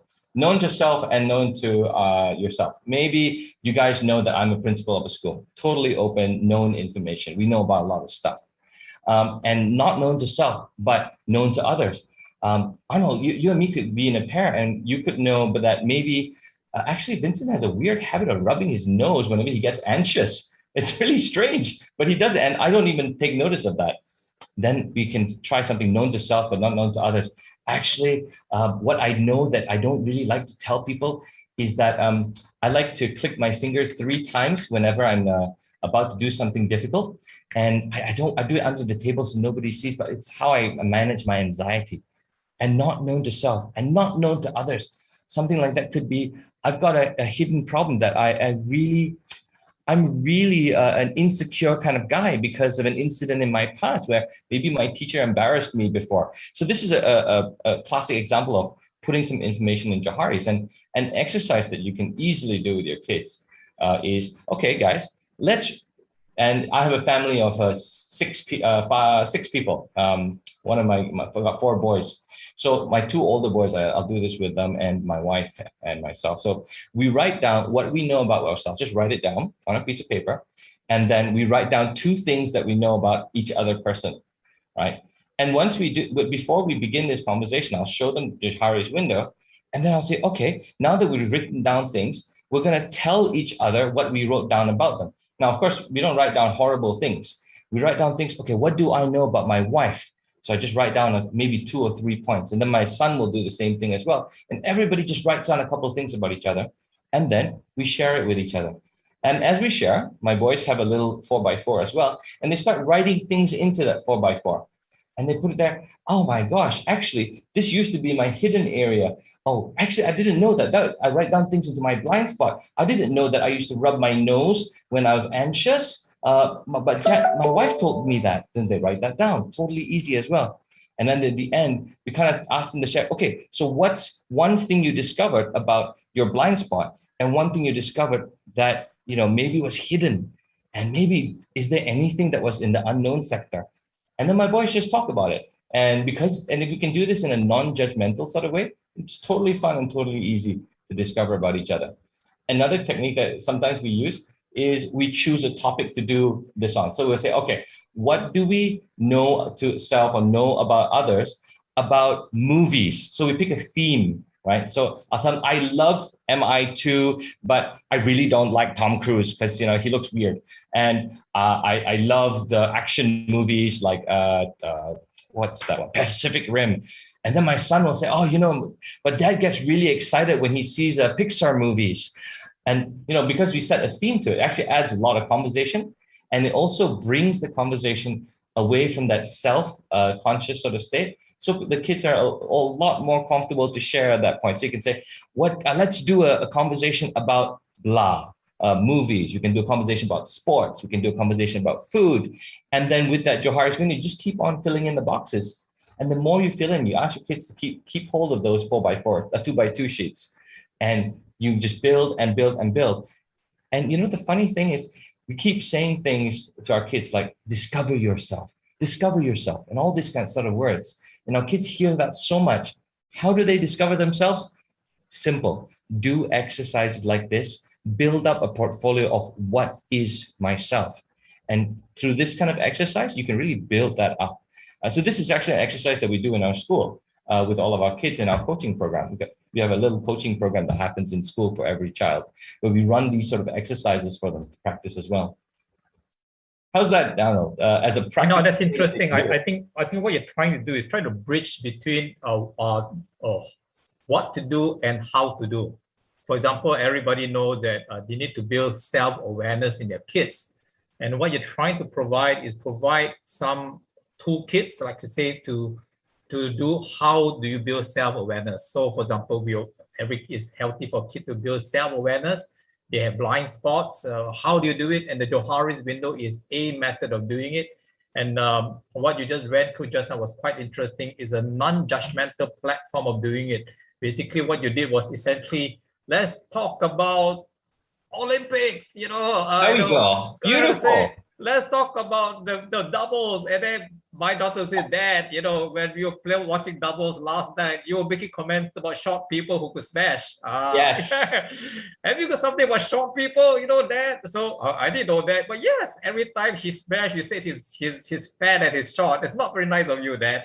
So I just found out I got a prejudice against short people. By the way, that's not true. All right, Alvin, if you're out there, you're watching it, Alvin, don't worry about it. Go, Alvin, go.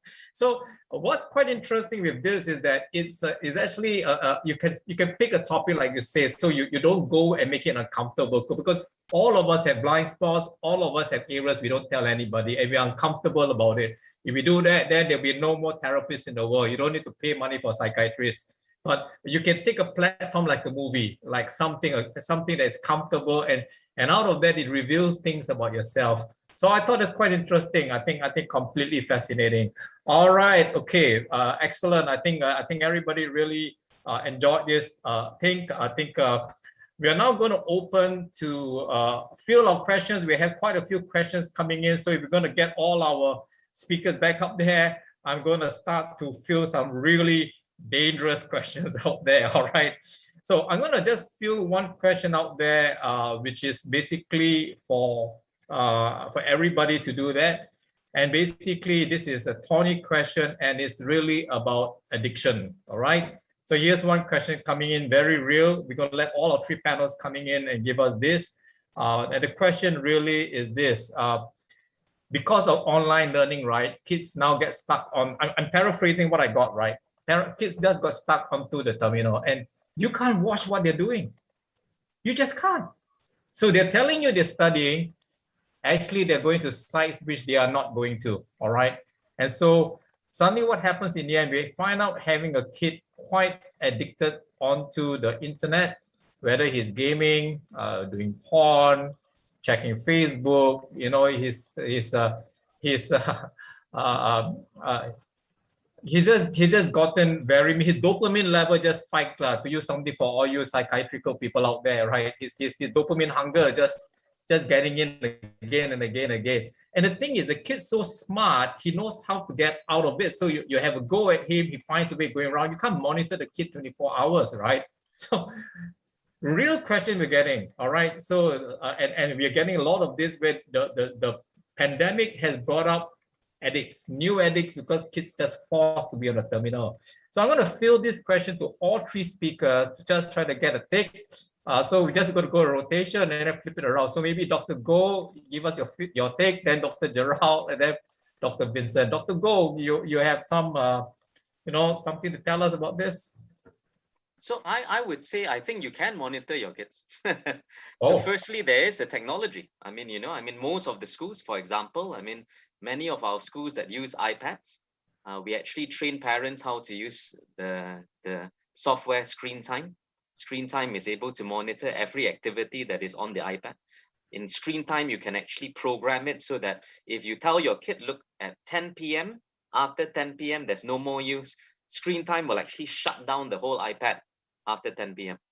And you have access, but, meaning in a sense, you control the broadband, the Wi-Fi networks. Through broadband, you can actually monitor, what are the sites. In fact, I should mention, you can actually monitor all of the sites, not just the children, but the adults as well, and what the parents also are surfing, so it's not that hard to do. So I think I would say number one, now I'm not a tech expert, so, I'm not going to get into the details now, but I can tell you, talking to my chief technical officer, because this is something that we have really processed over the last 2 years, it is possible to, I think, for schools as well as parents to monitor. And I think it is important to monitor because you're right. I think children progressively, they will need to build, of course, independence, but children are still children. They are not adults yet. All right. And therefore, there needs to be some parameters that are set for children. Without any limits or parameters, then as parents, we're not doing our jobs. So whether it comes to anything, right? So when we were younger, our parents set TV time, and basically they just unplug the TV after a certain time, and that's it.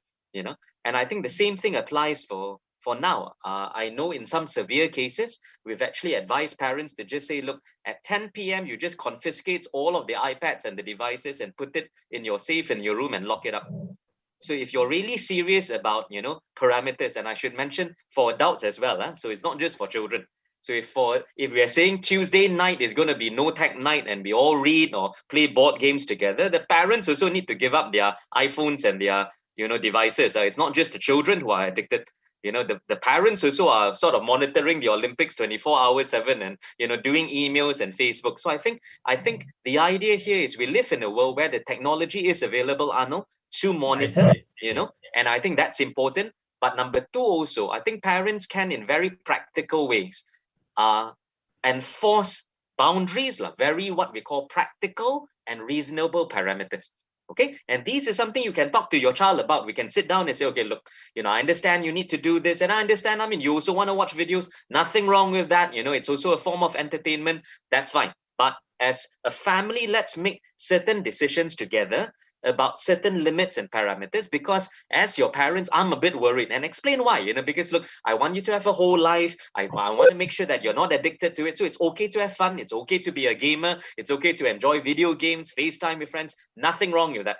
But we say in everything in life, there needs to be a balance. And so let's discuss certain things so that there is that time balance, because I do want you to also be out there, playing sports and jogging and, and playing board games and interacting with the real world, and not just being sort of, stuck, in front of the screen. So I think if the parents explain together, come up with family consensus and certain rules and parameters, parents also need to enforce those and monitor.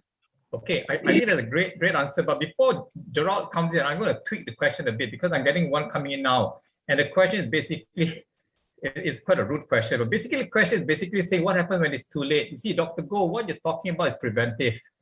What happens if the parents have really let it slide for too long and because he's been working, he hadn't had time to entrench. And by the time it's never too late, no. So start now. So if you have not been doing it for a year, then start today.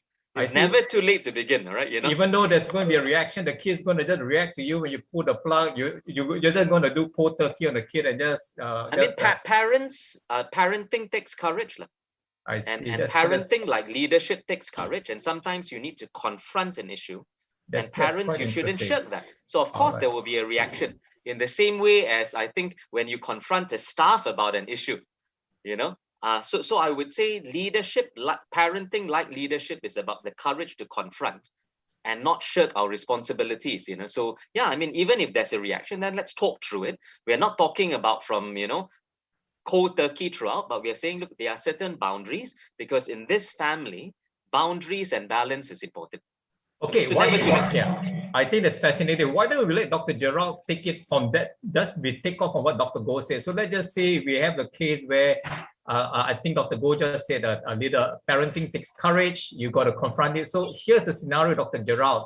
The parents have let it go for too long, and suddenly, in not so many words, they wake up one day and realize that the kid's addicted to gaming. Let's just say, for example, and he say, what I'm getting now is a 13-year-old big size guy. Okay, you're a mom, all right? You're a single mother, all right? And you pull the plug on the terminal, he's going to get violent on you. He's just going to get worked up. Now, in a scenario like that, Dr. Gerard, what would you do? I wouldn't even stop at 13. What happens if it's your 16-year-old, 18-year-old child, and the person is still living with you, and the person really has an addiction? And I know of students who are like that. Yeah, they're shooting themselves. They're taking ganja, marijuana, heroin, and we're not talking about just internet addiction. Addiction is addiction. Like any other recovering alcoholic, do you put alcohol in the presence of a recovering alcoholic? If the person is trying to get off cigarettes, you don't put the thing that the stimuli that is there that will trigger off a whole series of sequence of events. So if it has come to the stage where it is really an addiction, so I put the word addiction in question marks now, because there are so many different understandings and definition of addiction, and especially now that we no choice, we have to use technology, and Dr. Goh, I think, has shared some really practical things about monitoring, right? So bottom line is, I agree totally with Dr. Goh in terms of boundaries. Parenting is all about setting boundaries, and then children must know the consequences of boundary violations. And as I mentioned, part of CPR, the consistency, persistence, regularity, is that when there is a boundary violation, how do I respond to that boundary violation consistently, right? Don't one day I act in a way, and then another day I just let it slide. Then children after a while say, maybe it's not so important to my parents now, because sometimes I get away with it, sometimes I don't get away with it. So it's about consistency. Parenting is really about that consistency of response to the boundary violation. As Dr. Go mentioned, is rightly so. I am the adult in the house. I am the parent, and I am concerned, right? Which then brings me to the second point. For me, it is more, if your child is surfing porn, etc., etc. And remember, before the age of the internet, where it's so easy to access porn. When we were growing up in schools, the teachers come and do spot check where you didn't even have technology. We would have those sort of pictures, photographs hidden, and word will go around someone to some teacher, and don't know where this will happen, because then everybody will get their back searched. Everybody walks out of the classroom. The teachers will go around the backside. This used to happen in an all-boys school that I was part of, right? And so that curiosity. Yeah. So the question really is, what is the behavior symptomatic of something deeper?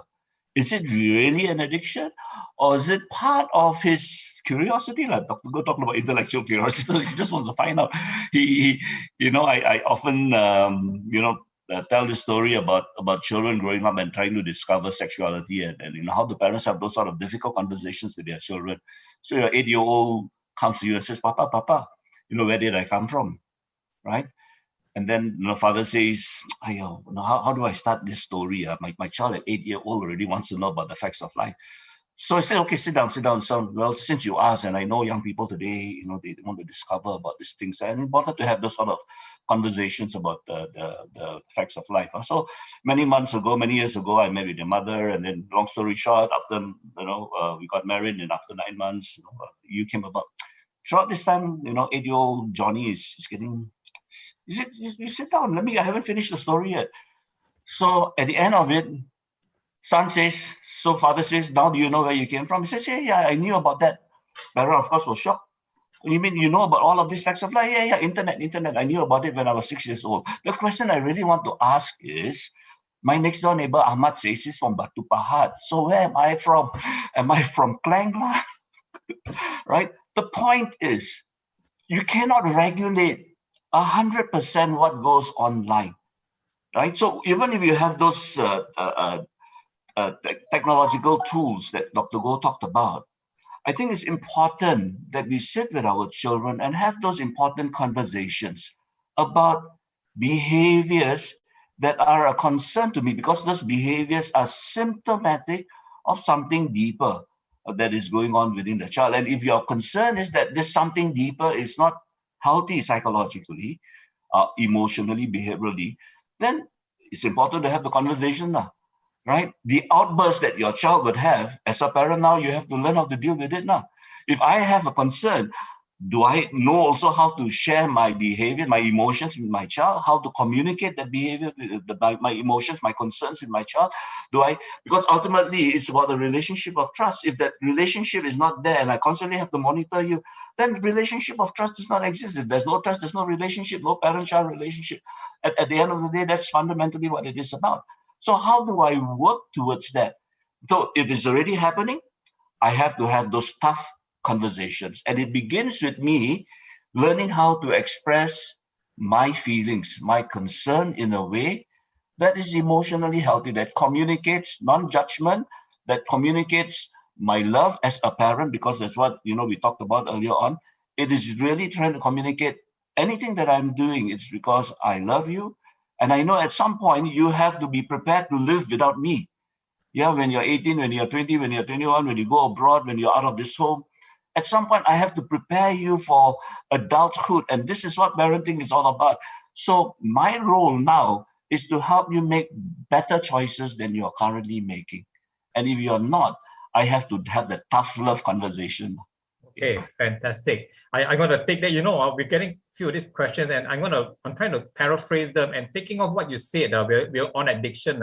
Somebody wrote in, and I'm going to, since it's a toolbox questions, Dr. Vincent will answer this. You see, what Dr. Go and Dr. Gerard are saying is basically you're talking about courageous parenting, locking up the site, checking continuously. Now, someone wrote in this and he said, there are two ways of doing it. One is just what both you said. You check them continuously, you lock up the slide. But this parent said, But perhaps the other way is more a softer approach. That means it says it is actually more of managing them online. That means if a parent walks with them, pays close attention to the class, is really, I think Dr. Vincent talked about working with the kid, get work done, so that means getting to the root instead of dealing at the fruit. Then you don't need to check them continuously. You don't need to lock up the site. You don't need an aggressive approach. This is what a parent is telling me now. If you're always working with the kid, you're managing them online, you're paying attention to the class, you're invested. Dr. Vincent, do you agree with that? Or you don't? Yeah, no. This is a hard, I actually did about 3 or 4 different webinars on exactly the same issue. And this is a real concern to all of our parents out there. I've managed a couple of kids in the school with exactly this problem. I had a kid who was a straight A kid, straight A equivalent. We don't do A's in the IB, but similar. We just plummeted down to a straight fail because they were playing, was it Clash of something? Clash something. It's this barbarian looking game. And they just played till the 3 a.m., 4 a.m. every night until they crash. Clash of Titans. Thank you, Alyssa. So it's not uncommon. So first step, I'm medically trained. So I've got some old habits here. Do no harm. First step, make sure that your child is not in a precarious situation where they're in danger. If it's online addiction, pornography addiction, or something really dangerous, like they're connecting with people online, which put them at risk, like grooming type risks, you need to stop that. There is no question about this. No, do no harm is step number 1. Okay, that said, that's the aggressive part. Beyond that, and managing that, I don't want to talk about that anymore because I think Dr. Goh and Dr. Gerard talk about it. I want to talk about the piggy bank. Okay, and I call it the trust piggy bank. And this is what I tell my parents all the time. And I work with our counselors, work with our kids in the same way. If, let's say, Arnold, you are my son, and you and me, we got a piggy bank of trust between us, and there is nothing in the piggy bank. When I say, Arnold, get to your work, please. You have not done any of your homework this week. You will rebel. Why? There is nothing left in that piggy bank to draw. But if there is a lot of money in that piggy bank, because I've been putting in money that week, I've been doing great stuff with you. We go cycling together. We are laughing together. We're reading joke books together. I don't know. We're doing all sorts of stuff.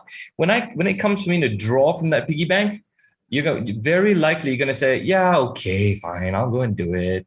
Yeah, okay, Dad. You see, the thing is, everybody has got a bit of a trust piggy bank, a bit of a banking account with everybody else, if you want to put it that way.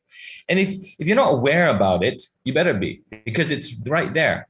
And if you don't invest in that piggy bank, then when the time comes for you to draw from that piggy bank, it's going to be empty. The ways that, I learned this the hard way. Like I had this relationship. I grew up, and my mom and me, we were, she was doing her own thing. I was doing my own thing. I was like, I can't really relate to my mom anymore. But my brother, he seems to be doing a fantastic job. I was thinking, why on earth is he doing so much better than me with my mom? And it turns out he was taking my mom to the Saturday market every morning for, he was waking up at 5 a.m. to drive her to the market, carry her bags and come back. Nothing crazy, just the simple acts of love and kindness to spend time, invest, and put money in that piggy bank. That's all he was doing. And then I realized, my gosh, what have I done in my piggy bank? I haven't done anything. Of course it's not going to work. And, when I started investing as well, then I actually saw, and I'll give this to parents, your kids are watching you and the way you behave with your parents. And they're going to be doing to you what you do to your parents. And the question is, if I don't live by my own rules and put money into the piggy bank with my own mom and my own dad, how can I expect my sons to do the same? They're going to be laughing at me. So I got to invest in both directions. I have regularly scheduled time in my Google Calendar where I'm going to do things in advance with my boys and my parents, be it gardening with my mom or drinking soju with my dad once a week, or going cycling with my boys, or, playing Nerf wars with them. We schedule it down so it's intentional and planned. And the more money you put in that piggy bank, the more you will have when it comes to time to draw it out. Now, if you got no money right now, you're in a really bad situation. I think Dr. Goh's word was fantastic. Just get started. There's no better time than now. You have to do it at some point, because guess what? When they get to that point of I don't know, 25, 26, I used to see these guys in psychiatry, depressed and broken. And when a person's broken, it's very, very hard to put them back together again. I give the analogy of the broken vase. When the vase falls off the table and it's broken, no amount of psychiatry superglue is going to put that person back together again. There's always going to be a hole in that vase when you fill it up with water. So fill up, sort your vase out now. Work on your kids now. Don't wait till later for them to shatter. And then you have to say, oh, let's try and put them back together again. Chances are it's extremely difficult at that stage. Yep, that's my practical thoughts there. I think it's quite interesting, the whole idea about invested parenting, and there's something about human nature. When things go wrong, we like to pin it on the kid, you know. I mean, I do a little bit of this in our church, and then the parents will read the kids the riot act. You know, you stop doing this, you do this. Basically, the parents basically judging, you know, you're a real da-da-da-da-da. And then the kids looking at you, and basically not so many words, the kids trying to say, but what about you, man? You don't walk the talk, you don't do this, you may not have my kind of addiction, but you're not much of a dad, you know. So I think what you're trying to say, the piggy bank, is quite interesting. The idea that the moment we are invested as parents, right, the moment we put our time into it, when you really want to read them the riot act, when you really want to pull the plug, it's easier to do. I think that's what you're trying to say, right, Dr. Vincent? Absolutely. I want to highlight that somebody in the comments said, Lisa Go said, beautiful statement, connection before correction. And I thought that was a wonderful way to summarize it. Awesomely done, Lisa. Thank you. And I thank you, by the way, thank you for Dr. Vincent for answering on the Facebook. We're getting it lighted up. We're going to really, actually, you know what, I really wanted to continue, but I'm being told I'm on a timeline, and I really got to stop here. I was going to ask you, because we got a lot of questions. So firstly, for all you guys who ask questions, we're so sorry. We're really getting a lot of it. We can't do it unless we're going to be here till 6 o'clock. We are trying our best. We hope the panelists have answered it generally. You have specific questions, do contact us. We'll see what we can do. But we'll be running a lot more of these kind of events in the future. Give us a like or a comment on Facebook or YouTube or what you think, and we'll try to get back to you with more similar events. And for those of you who have put in questions, let's see what we can do to try to paraphrase all of this and maybe come back with some sort of package to answer you. We really thank all the parents that have basically come in to sort of give us answers. We have to wrap up at 3:50. I just want to ask whether anyone here, we have only 4 minutes left or so, maybe we can run maybe up to maybe 3:55. I was going to fill another question, but I just think if we don't have the time, but I want to ask whether could the three panelists sort of give us some closing thoughts, okay? I had questions coming in about parents who struggle. I had a question coming in, but my house is too small. No matter what I change, the environment is not going to do. I have questions coming in about, I have an issue with my husband, I have an issue with my wife. What do I do? And I only got 8 minutes left, all right? So maybe we get a closing remark from each one of you panelists to just sort of maybe wrap up and maybe put people in the right direction. Shall we do that? Dr. Goh, maybe just give us out some closing words of wisdom, and Dr. Gerard and Dr. Vincent. So maybe just in closing, I would say, I mean, today we've talked about quite a few different ideas. And in a webinar like this, typically there are a lot of ideas. Our job, I think, as panelists is to present options for you as parents to consider. And hopefully some of these options are useful and practical. But I want to say they're not easy, right? And they're not necessarily neat. Parenting, I think, you know, most of us, all of us who are parents realize, I mean, it's not, you know, not quite a science in a sense that it's not a precise science. You know, a lot of times we try different things. Children are different. We are different. The context is different. Your apartment is different. The situation is different. And, you know, for those of us who are always expecting perfection, that's difficult, you know. And that's why we say as parents, we need to get used to some messiness. You know, it's not always going to be perfect. All that, in fact, any time is not going to be perfect. And our children are not going to be perfect because neither will we, you know. And so I think we need to allow ourselves some room and some grace to be imperfect, right? And maybe I end with that whatever, you know, whatever, you know, plan you're trying, program, intervention, ideas that we have spoken about, I mean, please go ahead. You know, it's good to try different things, but whatever it is you're doing, I think you need to give yourself that grace. Grace meaning, allow yourself some room to be imperfect, and allow your child some room to be imperfect. And I think in a family situation, especially when we are all locked down together, and we are 3-4 months, 2 years together, often the tensions, the stresses all come to hit, and to me, the greatest manifestation of love is that space for imperfection. You don't love your children don't love you, you don't love your husband and wife because they are perfect. Love actually provides room for imperfection, and that's the grace, that's the compassion, that's the kindness to, not always have such a great memory of every bad thing they've done. That's putting aside sort of the CEO cap, which I have to consciously do many times when I'm at home, and put aside all of that, those KPIs and all of that, and say, look, the family is not like a corporation, and it should be run like one. Fantastic. Family is a place where you've got a group of people that love one another, and we're not perfect, but because we love each other and we are kind to each other and we support each other and we try different things, and Vincent is right, we spend time with each other, we are very deliberate, but it's not going to be perfect. Okay, fantastic. All right, we got 5 minutes more. Sorry, Dr. Goh, I got what, but I think there was a lot of words of wisdom. Okay, Dr. Gerard. Sorry, I think Dr. Vincent, you already gave your word. I'm going to ask Dr. Gerard to close us on this. 5 minutes, Dr. Gerard, give us your post. I'll do it in 3 minutes if I can. Number one, let me start with this famous one of these Covey's habits. Begin with the end in mind. So I'll give you a bit of context to that statement. So the nature of my family is that we travel around the world because I'm married to someone in the foreign service, and so we move from country to country. So my kids have lived in 3 different countries.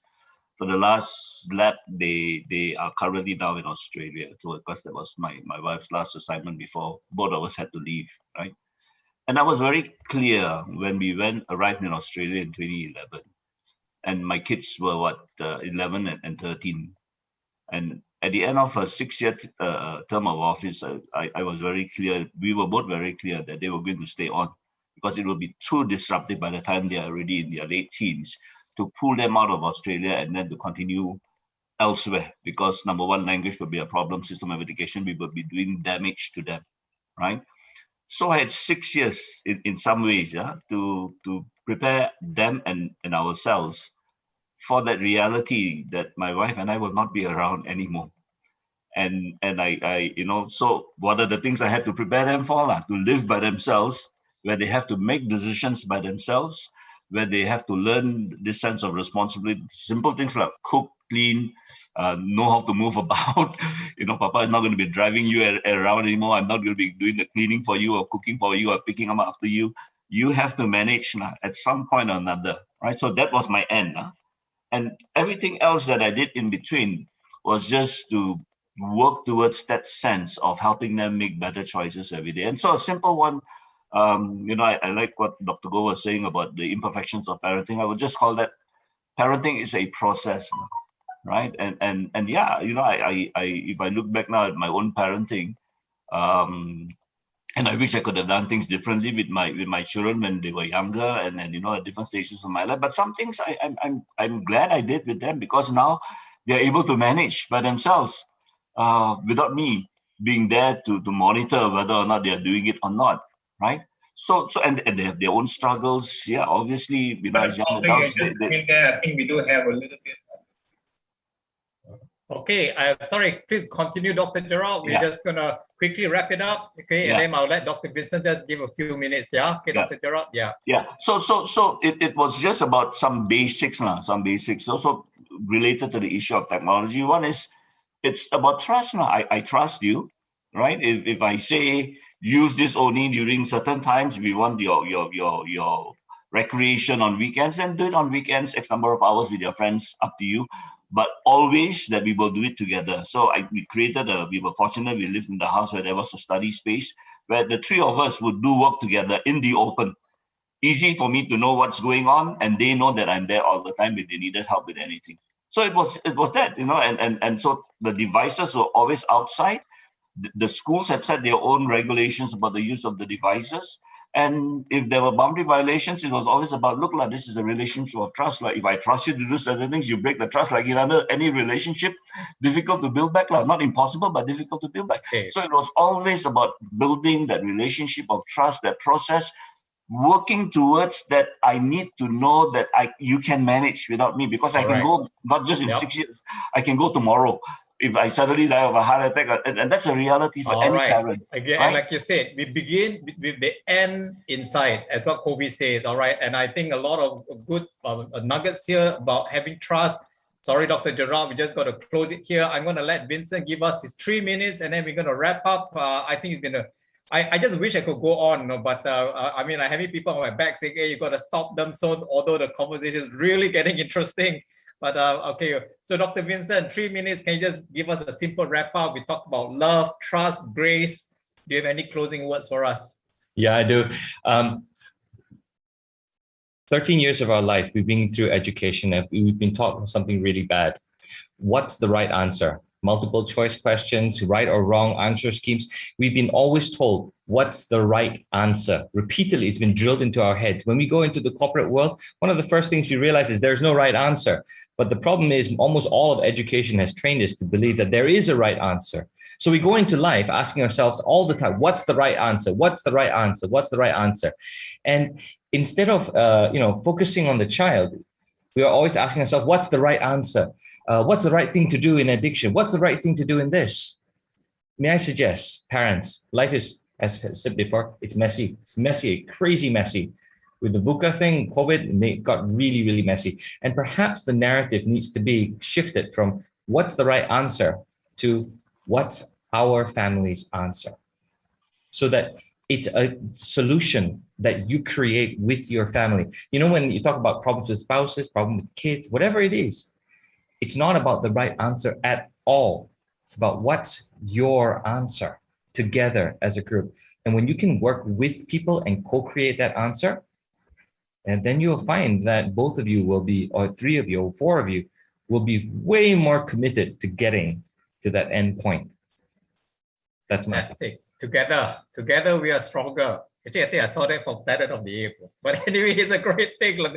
I think a lot of nuggets here. And by the way, we're out there. You felt today's session was helpful. Please give us a like on our Facebook or give us a thumbs up on our YouTube channel. And we really would like to continue, but I'm getting too many questions. At one point, we got to shut it off. And so right now, unfortunately, parents, we got to close it. But do not despair. Let me just ask, First Baptist Church, we have a website. I'm in charge of family life. In fact, my particular ministry in church is with families. We deal with anybody. You don't have to be religious to just contact us with questions. And I'm very happy to just give a call to Vincent or Gerard and Dr. Go for their pearls of wisdom. So if you felt today your questions weren't answered, do not fret.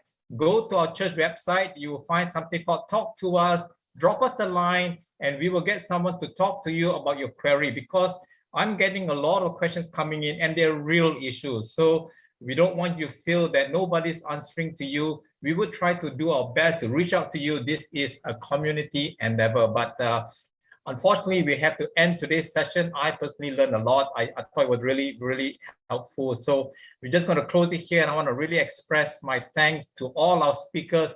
And once again, we want to just say everything expressed here today was really from the speakers. FBC is not an education center.